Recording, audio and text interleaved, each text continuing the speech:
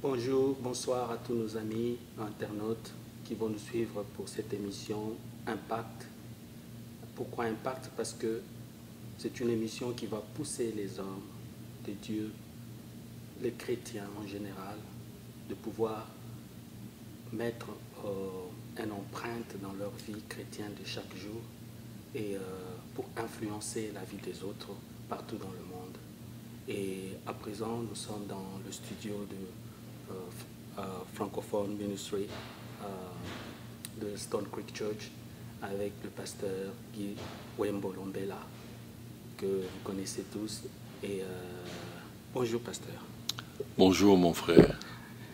C'est une joie en tout cas de vous recevoir encore dans cette émission Impact pour parler d'un événement qui est en train de se faire préparer, qui est en train de se préparer dans les jours qui viennent, la conférence du ministère francophone de Stone Creek Church ici à Urbana. Nous voulons un peu, pouviez-vous nous donner un peu quelques détails à propos de cela? Merci pour la question. C'est la conférence de prière que nous organisons chaque 2 ans par directive du Saint-Esprit. Depuis 2004, nous avons reçu le message de se mettre ensemble, de prier principalement pour la République démocratique du Congo. Et ce message a été complété pour prier aussi pour les pays qui avoisinent le Congo et enfin les pays qui partagent les mêmes problèmes sur le territoire de l'Afrique. Alors, c'est dans ce sens-là que nous nous retrouvons par ordre divin.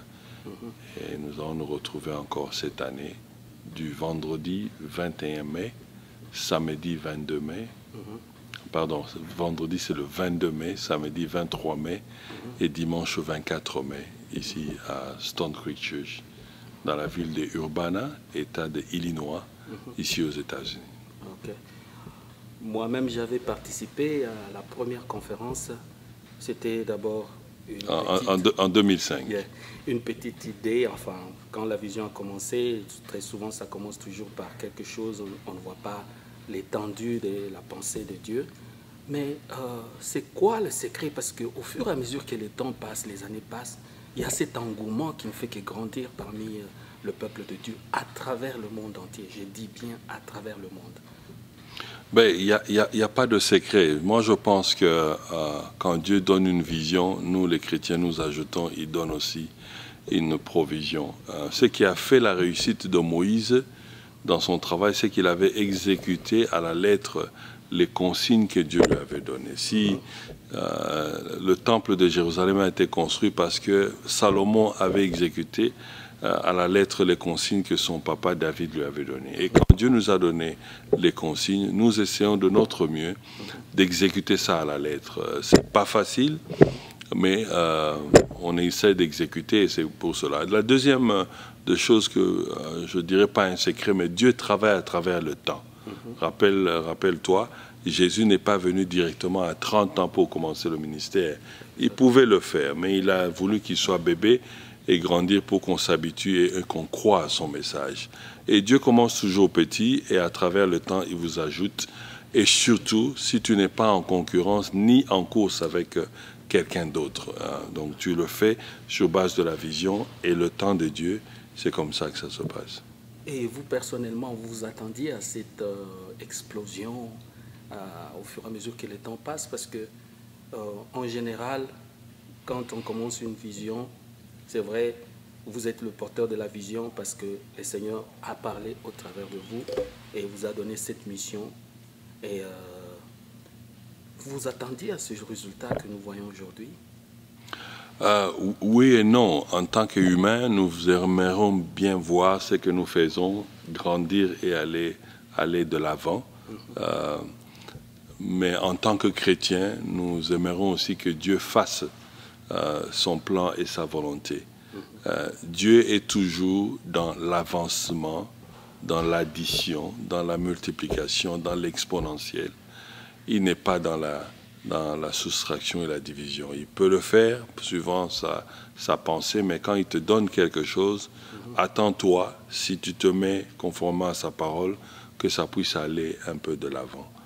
Donc, nous croyons que Dieu est capable de faire cela. Ok. Oh, parlons un peu de l'organisation en général de cet événement. Est-ce qu'il y a des préparations, des préparatifs qui se font dans le domaine, par exemple, comment est-ce que vous allez organiser, comment vous allez recevoir plus de 500 personnes dans cette ville et comment ces gens-là seront logés et comment ils seront nourris parce qu'ils viendront de partout en Afrique, même en Europe et même ici au Canada et en Amérique. Donc alors, comment est-ce que vous vous organisez comment s'est fait l'organisation proprement dit? Oui, mais vous savez, 500 peut être un petit chiffre pour certains, mais c'est aussi grand quand vous recevez, pas les gens qui habitent avec vous, Exact. mais quand vous recevez les gens de l'extérieur, vous devez préparer leur accommodation, l'hôtel, le logement, la nourriture, tout cela. Nous avons des équipes, nous avons des pasteurs formidables. Nous avons une équipe au moins de 8 pasteurs ici au ministère francophone et chacun prend un rôle. Il y en a qui s'occupent de l'intercession, d'autres de logement, d'autres du programme, d'autres du transport. Nous avons un pasteur qui conduit le bus pour aller prendre les invités, tout ça. Donc nous avons cette organisation qui est déjà mise en place, mais nous recourons aussi aux fidèles de l'Assemblée et aussi à nos frères et sœurs congolais que moi j'appelle de la ville sainte de Champagne-Urbana. Ils ont toujours répondu à notre appel dans le logement. Nous avons des frères et sœurs qui ont dit « j'ai une chambre disponible chez moi, vous pouvez loger un invité ». Nous avons des frères qui ont payé l'hôtel. Nous avons un frère qui a payé 5 chambres d'hôtel pour les invités. Donc c'est à travers cela que nous croyons que nous allons réussir en dehors de la prière, de prendre soin de nos invités. Nous avons un buffet pour les invités pendant les 3 jours de midi à 13h30. Et nous sommes en train de nous organiser dans ce sens-là. Oui, à vous tous les jeunes gens qui habitez Champagne-Urbana en particulier, voici encore une occasion que vous pouvez vous saisir vous-même afin que vous puissiez recevoir la bénédiction de Dieu. Parce qu'en recevant chez vous une personne, vous ne savez pas, peut-être c'est un ange que Dieu a envoyé ou une source de bénédiction qui va entrer dans votre maison. En tout cas, moi, je vous encourage en tout cas à prendre ces genres d'initiatives. C'est vrai que les gens reçoivent des gens chez eux pour d'autres raisons, familiales, amicales, tout ce que vous voulez. Mais en tout cas, en ce qui concerne la chose de Dieu, quand vous recevez quelqu'un, surtout quand la personne est venue pour Dieu, pour entendre la voix de son Dieu, son Créateur, c'est la bénédiction qui entre dans ta maison, n'est-ce pas, pasteur? On peut recevoir un ange sans le savoir.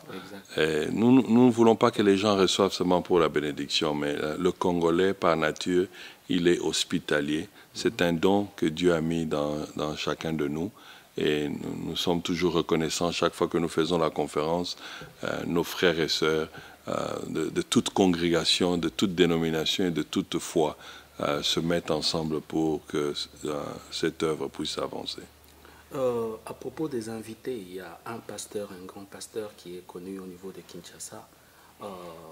Quels sont les invités qui seront là, qui vont enseigner le peuple de Dieu, qui viendront de partout? D'abord, moi, je n'aime pas le terme grand pasteur ou petit pasteur. Tout le monde est pasteur s'il a reçu l'appel de Dieu. Il y a les gens qui viennent des pasteurs qui viennent pour assister. Parce que de temps en temps, nous avons besoin de nous asseoir et écouter une autre personne. Exact. Je ne peux pas moi-même tout le temps prêcher. Je dois m'asseoir aussi, qu'on me prêche afin que j'améliore ma vie. Nous avons des pasteurs qui vont venir s'asseoir pour écouter, participer, prier. Mais du point de vue prendre le micro, nous avons principalement le pasteur Marcelo Tunasi de l'église La Compassion à Limete. Et qui est l'orateur principal. En dehors de cela, nous avons un pasteur, une délégation des pasteurs venant du Burkina Faso. Ils ont des problèmes similaires au Congo. C'est pour cela qu'ils veulent prier avec nous, voir ce qu'on fait pour qu'ils soient capables de le faire aussi là-bas. Nous avons des pasteurs de la Côte d'Ivoire. Je signale que j'étais en Côte d'Ivoire l'année passée en septembre. Nous sommes en train d'y retourner, toujours dans la même vision de prier pour nos nations. Et évidemment, nous avons nos frères pasteurs du Congo et nous avons aussi des pasteurs... là, je venais de voir les fiches d'enregistrement sur Internet et j'ai vu qu'il y a un pasteur français qui veut venir aussi prier avec nous. Je viens de voir ce matin, il y a un prêtre catholique de la Zambie qui va venir prier avec nous. Et donc, mais du point de vue prendre la parole, nous avons un orateur et puis il y a des témoignages. Nous avons un pasteur qui était musulman qui veut témoigner comment, à travers notre ministère, il s'était converti dans son pays, au Burkina Faso, et devenu chrétien. Nous comprenons très bien maintenant que cette vision est en train de toucher un grand nombre en dehors de nos frontières. Enfin, quand je parle frontières, je parle des États-Unis, là où les Stone Creek Church est installé. Personnellement, quand vous parlez avec les orateurs, c'est quelle impression qu'ils ont sur cette conférence? Parce qu'au début, ça commençait un peu timidement. Et puis, au fur et à mesure qu'il y a des invités, des serviteurs de Dieu qui viennent, qui viennent souvent, et il me semble même que ça devient un peu difficile de faire même le choix de l'orateur principal. Le choix de l'orateur, il faut le faire avec l'aide de Dieu. Exact. Sinon, tu risques de donner le micro à quelqu'un qui n'a pas le message du temps et du jour. Okay. Mais je pense que l'engouement est là parce que nous avons développé une hospitalité ici, dans notre ville sainte de Champaign-Urbana, où nous recevons les pasteurs, nous les servons. Vous savez, j'ai des principes. Je dis toujours, si j'apprends ou si j'apprenais qu'il y a un pasteur, principalement du Congo ou africain, qui entre dans cette ville, que je le connaisse ou pas, qu'il soit de ma foi ou dans mon église ou pas, je cherche toujours à le rencontrer et je cherche toujours à le bénir. Je veux me rassurer qu'il a un endroit pour dormir, de quoi pour manger et un petit cadeau. Et quand les gens sortent après cette expérience, ils gardent un bon souvenir, ils prient pour vous et ils parlent aussi aux autres. Et c'est la même chose. Ceux qui sont venus avant, ils sont allés dire aux autres. Je me rappelle, j'étais dans une conférence au Congo des pasteurs, il y avait 2500 pasteurs et ce pasteur m'a appelé sur le podium. Il a parlé de notre conférence, ce que nous avons fait, comment on l'a reçu. Et en 5 minutes, 2500 pasteurs avaient appris de voix sûre ce que nous sommes en train de faire ici. Et ceux-là sont sortis, ils en ont aussi parlé. Donc c'est un peu cela. Vous recevez bien les gens, ils parleront de vous, ils feront le reste pour vous. Quant à l'orateur principal, nous laissons au Saint-Esprit, nous prions et ça prend du temps. Je pense que pour Pasteur Marcelo, il y a 2 ans que nous avons parlé. Ça a pris 2 ans pour qu'on prenne la décision de le faire venir. Et nous avons demandé à Dieu certains signes. Quand nous l'avons appelé, il n'a pas hésité pour dire, en tout cas, je crois que c'est le temps de Dieu, je veux venir. Oh, ok. Oh, en tout cas, c'est un très bon enseignement aussi que nous pouvons transmettre en ce moment à tous ceux qui nous suivent, principalement les églises, les serviteurs de Dieu.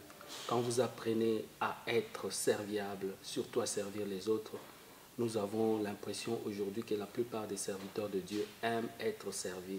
Mais un grand secret dans le ministère, c'est lorsque l'on sait servir les autres, que Dieu nous bénit encore davantage et il ouvre les portes. N'est-ce pas, pasteur? Oui, au-delà même des portes, il ouvre des horizons. Il ouvre des horizons. Et, le plus important. Alors, quel est le conseil que vous donnez à ceux qui vont venir? Parce que dernièrement, pendant la réunion, nous avons entendu un pasteur venant de Kinshasa. Dieu lui parle de la conférence alors qu'il n'était même pas au préparatif avec nous. Et Et nous comprenons tout de suite que c'est par la voix du Saint-Esprit que ce genre de choses sont révélées aux serviteurs de Dieu. Alors, j'aimerais un peu savoir comment ce message-là a été aperçu dans l'Assemblée, même dans notre église de Stone Creek Church. Mais quand quelqu'un qui n'a rien à voir avec nous et Dieu lui parle, c'est une confirmation que ce que vous êtes en train de faire est réellement de Dieu. Et ça donne une joie à l'Assemblée de voir qu'ils sont dans quelque chose qui est dans le plan de Dieu. Et ça fait beaucoup de plaisir. Il n'y a pas que ce pasteur, il y a beaucoup de gens qui nous appellent. Même de loin. Même de loin. Je veux te faire rire, il y a plusieurs années, je n'avais même pas encore commencé ce ministère. C'était en 2000, je crois, à Bloomington, Illinois. Un pasteur de Porto Rico est venu dans une assemblée. J'ai appris, je suis allé assister à cette conférence de prière. Et ce pasteur va me pointer, va me faire lever, m'amener devant. Et il va prophétiser sur cette conférence et sur le travail que Dieu nous a appelé à faire, pas seulement au Congo, mais dans les pays africains. Et j'ai commencé à voir cela avec le temps. Mais à ce temps-là, je ne pouvais même pas croire que tout cela était possible. Et plus tard, 4 ans après, le Saint-Esprit va venir et confirmer la chose. Et puis maintenant, nous sommes ce que nous sommes. Donc, si Dieu fait son travail, il peut révéler à qui il veut, et il peut faire grâce à qui il veut. Donc que quelqu'un vienne me dire « Dieu m'a dit » sur cette conférence, ça donne encore un peu plus de joie. En tout cas, ce message-là, moi, je l'ai entendu plus de 2 fois et par 2 différents pasteurs, orateurs dans notre église qui prêchaient. Et cela encourage vraiment parce que quand vous travaillez dans la moisson de Dieu, quand il y a un événement qui se passe et que les gens commencent à voir même que notre place ici, on n'aura pas suffisamment de place. Alors, qu'est-ce que vous prévoyez au cas où on n'a pas suffisamment de place pour contenir? Parce que si les invités déjà vont au-delà de 500 personnes, alors les gens qui vont venir aux alentours de Champaign-Urbana, Bloomington, les petites villes qui sont à côté... les grandes villes. Les grandes villes. Il faut toujours parler positif. Bristol et tout. Bon, en fait, quand on parle petit ou grand, c'est par rapport à la dimension, à la grandeur. Bon, c'est pas ça. En fait, quand ces gens-là, si vous avez plus de 1000 personnes qui vont venir d'ailleurs, et puis à regarder la salle que nous avons ici, je ne sais pas si nous pouvons contenir tout ce monde-là. Ben, notre salle, je crois que si nous mettons tout le monde à l'aise, on peut facilement arriver à 600 personnes assises. Évidemment, ces 3 jours, il y a des gens qui doivent aller au travail le vendredi, d'autres sont empêchés le samedi. Donc je pense qu'avec 600, s'il y a un débordement, on va prévoir une petite salle à côté avec un écran géant pour que les gens puissent être à l'aise. Donc il n'y a pas question de prévoir une salle en dehors de la place Non, nous avons une petite salle à côté qui peut facilement récupérer une centaine de personnes. Nous prévoyons cela. Vous savez, ici, nous sommes en Amérique. Quand quelqu'un vient dans une conférence, il amène la famille, il amène les enfants. Donc, nous avons une grande bagarre pour prendre la charge, la prise en charge des enfants. Nous attendons à 100, à 150 enfants que nous devons... C'est toute une école de dimanche. Donc, c'est un grand travail. Mais à propos des enfants, parce qu'il y a toujours un problème quand... ici en Amérique, quand les gens se déplacent toujours avec leurs enfants parce qu'on ne sait pas les laisser quelque part, surtout pendant le week-end. Est-ce qu'il y a un appel particulier que vous voulez faire aux personnes volontaires qui peuvent garder les enfants? En tout cas, ça c'est notre plus grande prière. Nous prions que celui ou celle qui a l'habitude ou qui aime les enfants, qui peut venir garder les enfants, ça serait une bonne chose. Je lance un appel particulier au président de la communauté congolaise de Champaign, M. Pichum Bongo. Je le fais sciemment parce que quand je l'ai connu, il était ici à l'église et son appel, ce n'était pas d'être président de la communauté, c'était qu'il devait garder les enfants. Et il le faisait très bien. Ça, c'est un secret que je livre dans la rue, que le président me pardonne. Mais je sais qu'il a un don pour garder les enfants Et il a déjà prouvé cela plusieurs fois. Alors, pendant la conférence, s'il venait garder les enfants, il sera vraiment un bon serviteur de Dieu. Ok. En tout cas, Pichumbongo, tu as entendu, pasteur Guy Wembolombe, là, de faire cet appel. En tout cas, mon frère, mon ami. Et il sait qu'il est capable. Et c'est un don, je le sais. Ok. Sinon, nous appelons tout le monde, ceux qui ont la disponibilité. Tu peux prendre même 1 heure pour garder les enfants et 2 heures dans la salle de prière, c'est une bonne chose. Nous avons une sœur zimbabwéenne qui s'occupe de la programmation de tout cela. Nous ne faisons pas les choses au hasard où tu viens seulement le jour, tu dis je veux garder les enfants. Non, nous voulons que tu t'enregistres avant. Enregistre-toi avant pour qu'on te programme, qu'on te donne le matériel à utiliser et que tu saches comment faire pour les enfants. C'est qui qu'il faut voir ils peuvent te contacter, toi ou moi. On va le guider chez Charlène. C'est la Zimbabwéenne qui fait ça. Est-ce que la conférence n'aura que cet aspect du parler en français? Non, nos conférences sont toujours bilingues. Ceux qui vont recevoir nos frères congolais ou africains au parking, ça sera des blancs américains. Ceux qui vont ouvrir les portes pour eux, ça sera des blancs américains. Et nous avons toujours dans la salle d'autres nationalités américaines et d'autres africains anglophones dont la conférence est totalement bilingue. Si on parle français, notre sœur Ornella va traduire en anglais, ou bien la sœur Micheline ou la sœur Altesse. Si on parle en anglais, elles vont traduire aussi en français. L'unique langue que nous évitons, c'est le lingala ou d'autres langues, parce que nous avons des autres nationalités. C'est difficile de traduire le lingala en français pour un Malien, par exemple, et ne pas traduire en anglais pour un Américain. Donc, toutes les langues, toutes les nations, tout le monde, toutes les cultures sont invitées à cet événement que nous attendons tous avec engouement. Et je voulais ajouter qu'il y a une chaîne de télévision chrétienne, la chaîne numéro 1, télévision chrétienne au Burkina, à Ouagadougou, qui a déjà, comment on dit, booké, je veux dire réservé, l'exclusivité de diffuser la conférence. Ça sera en différé parce qu'on doit enregistrer pour eux au Burkina Faso. C'est uniquement la prédication, les enseignements ou bien... Je ne suis pas du domaine de audiovisuel. Ce qui va être enregistré sera diffusé. Tout ce qui sera enregistré sera diffusé. Ouais. Donc, ce que les gens de audiovisuel vont enregistrer sera diffusé. Alors il faut leur poser la question. Ok, c'est avec beaucoup de plaisir parce que cette conférence, tous nous l'attendons. Quel est le conseil que vous donnez à tous les chrétiens, tous ceux qui sont membres actifs ou encore, je ne sais pas si on peut parler des membres inactifs de Stone Creek Church Francophone Ministry? Quel est un advice ou bien un conseil que vous leur donnez pendant que nous sommes en train de préparer cet événement? La première des choses, ce n'est même pas aux chrétiens, c'est à tout le monde. D'abord, nous les Congolais, nous recevons les invités et c'est bon que tout le monde soit là et qu'il soit disponible. Nous voulons que les gens viennent avec la prédisposition de prière. Nous voulons beaucoup prier. On va avoir des sessions de 1 heure de prière non-stop. Nous avons besoin que les gens viennent avec un cœur disponible de rencontrer Dieu. Nous ne voulons pas seulement venir avec nos problèmes, mais nous voulons prier aussi pour nos nations. Notre référence biblique, c'est Genèse, chapitre 27, verset 36. C'est Ésaü qui parle à Isaac après que Jacob l'ait roulé 2 fois. Jacob a pris son droit d'aînesse et puis il a pris la bénédiction. Ésaü rentre chez son père pour dire, n'y a-t-il pas de bénédiction de réserve pour moi aussi?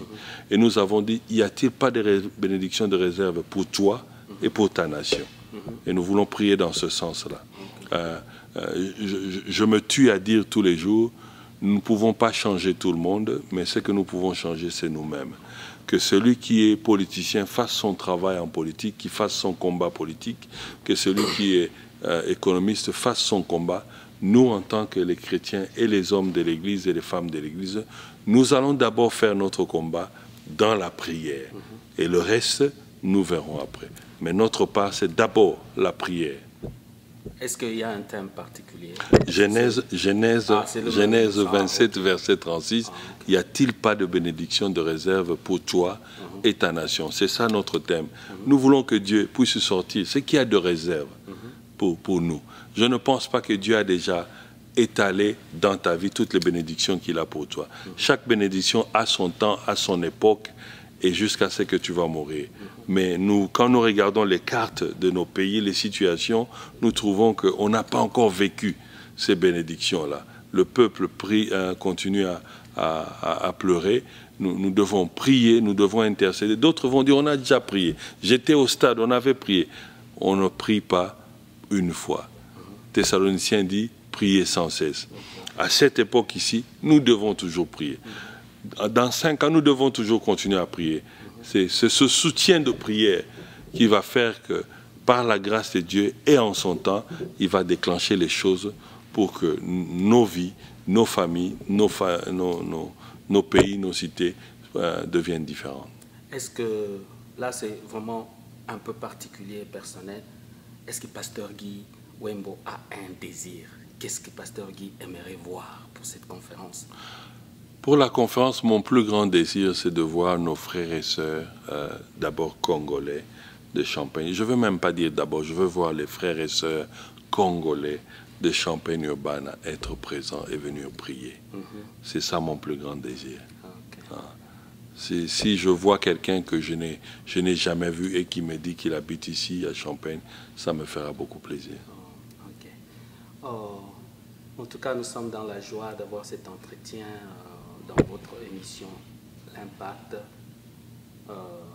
pour parler de cette conférence que Stone Creek Church est en train de préparer. Le ministère francophone. Le ministère Stone Creek Church est une grande église avec beaucoup de ministères. Okay. Alors, une branche, c'est le ministère francophone. Le ministère francophone de Stone Creek Church est en train de préparer cette conférence de 3 jours. En tout cas, vous êtes le bienvenu. Que Dieu vous bénisse là où vous êtes.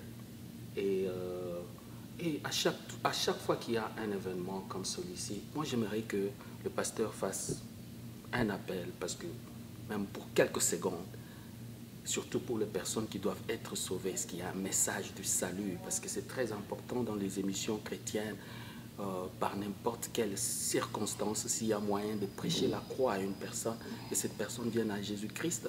Et ça nous ferait toujours plaisir à des moments pareils qu'une âme soit sauvée. Est-ce que tu as un appel personnel ou bien un petit message? Un message, parce que le message de la croix, même s'il est prêché dans 2 secondes, 3 secondes, c'est un grand message.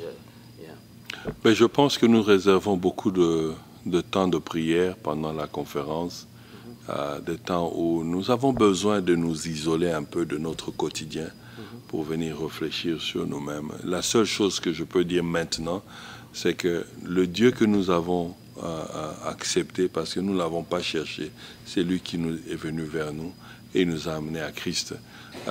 Ce Dieu-là a toujours un plan pour chacun. Et le plan de Dieu n'est jamais trop tard.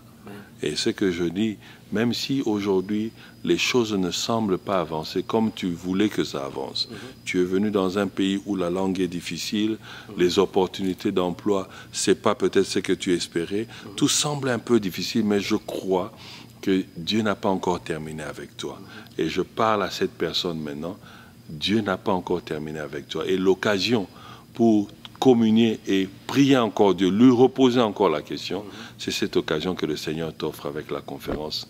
Viens pour te raffermir encore en Christ, te régénérer encore en Christ, car il est la vie, il est le chemin et il est la réponse à tous nos problèmes. Amen.